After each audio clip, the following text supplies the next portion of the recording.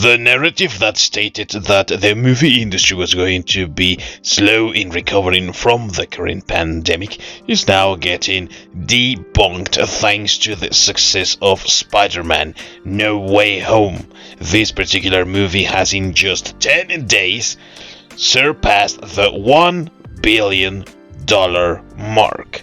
It is the most successful film in all of 2021, and it is also slowly but surely debunking all those narratives that we had in the past that claim that the lack of success for certain films was owed to the fact that the pandemic had anything to do with that.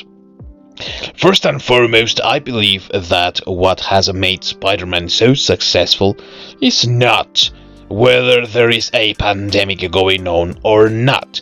I mean, if you are paying attention to the narrative that they are trying to weave over on the media, they are saying now that new variants of this virus of unspecified origin are trying to destroy the health of many around the globe.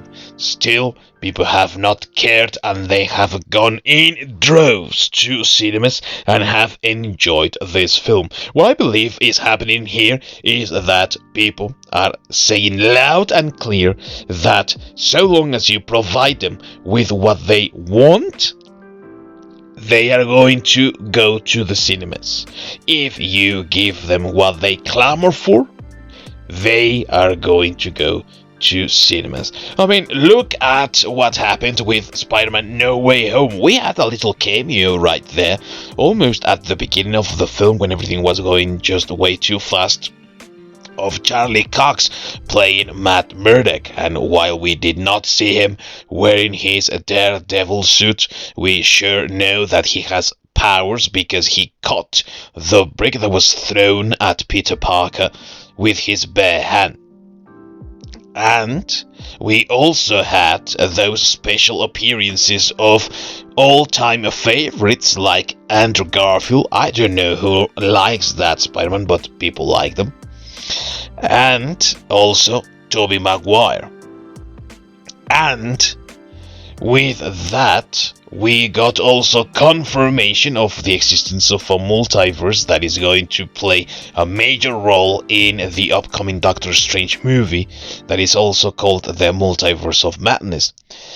But it retroactively also puts Spider-Man from 2002 and the Amazing Spider-Man from 2012 into this universe that we now call the MCU. And speaking only exclusively about the MCU films, this particular film also debunks all that narrative that the pandemic had anything to do with the failure, or also that those movies that were released at the same time on streaming services and at cinemas had less of an opportunity, because if you pay attention, the narrative has always been about making up excuses. When Black Widow was released, they said that it had not made as much money at the box office as it could have because of its release on the streaming site Disney+.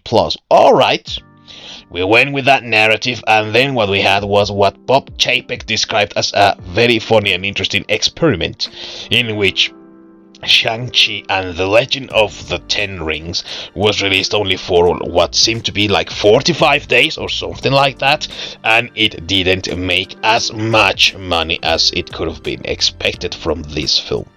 And while it did do more than Black Widow, for example, could at the box office, and while it actually made money, it didn't really make as much to say that it recouped entirely the finance, that is the budget, but also considering the publicity and advertising, all the marketing scheme behind it, well, I don't think that it actually recouped all that. Then we had the Eternals in November, and we know how that went down. So speaking exclusively about those films that we had within the MCU, the only thing that you need to do to keep the seats full inside cinemas is to give people what they want. I think that the message is loud and clear.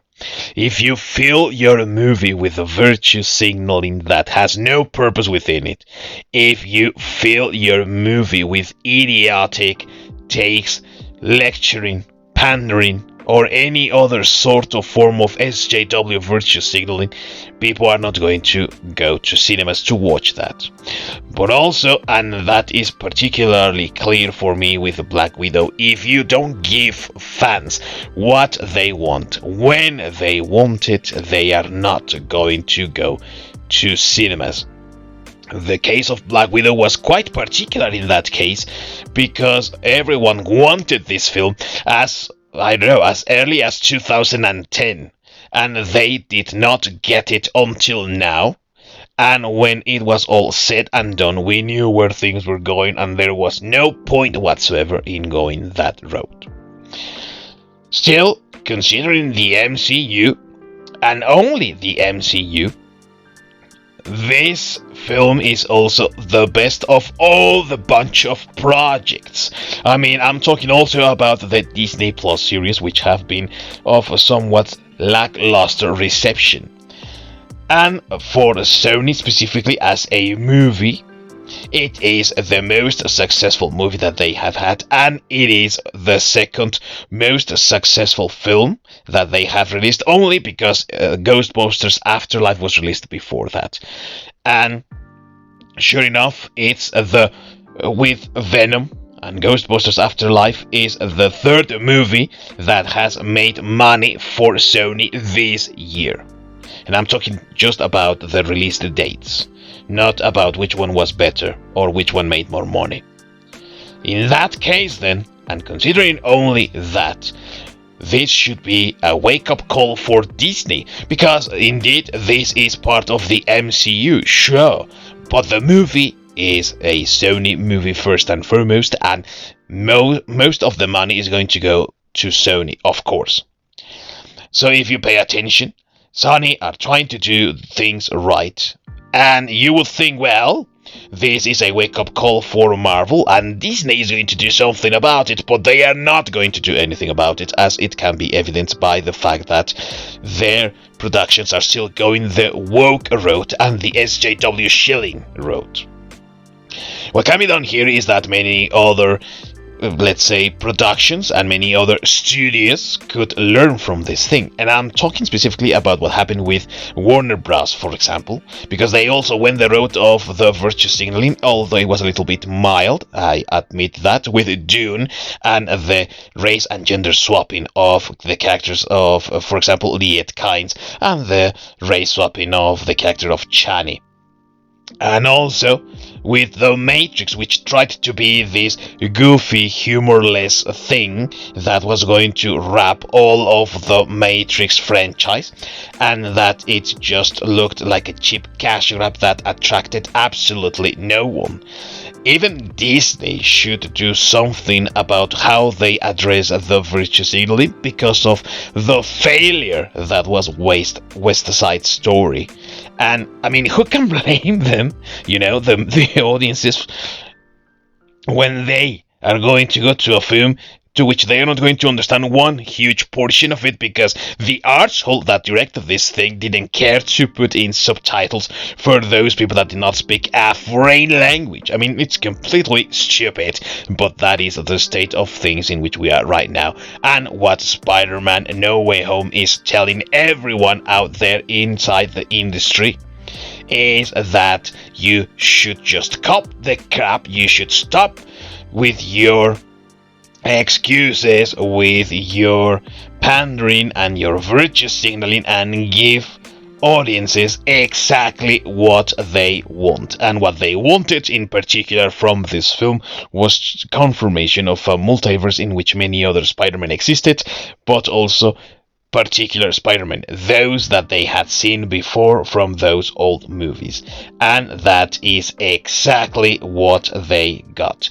And because of that, they are happy. They went to watch this movie, and it has become successful. No more, oh no, this pandemic is destroying our industry. No more, oh no, fans don't want to watch movies starring this or that. No more excuses.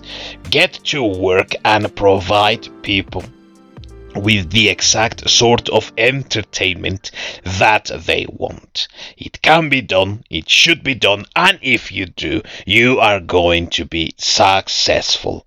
Now, it is only left for everyone to see whether they are going to go the right route and they are going to entertain people once more, and if fans are going to enjoy what's to come with Spider-Man in the MCU, as it has been also confirmed that Tom Holland's Spider-Man is going to be still part of the MCU, and apparently surprises are just around the corner with this particular character.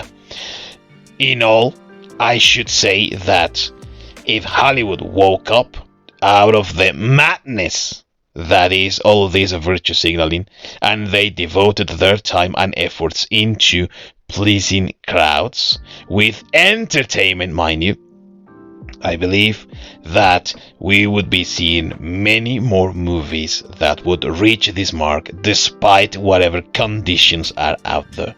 But of course, that is only my opinion. Let me know yours down below in the comments. Let me know if you have already watched Spider-Man No Way Home, or these pieces of news that we have been getting about this film are getting you interested in watching it. And as always, until next time everyone, peace out.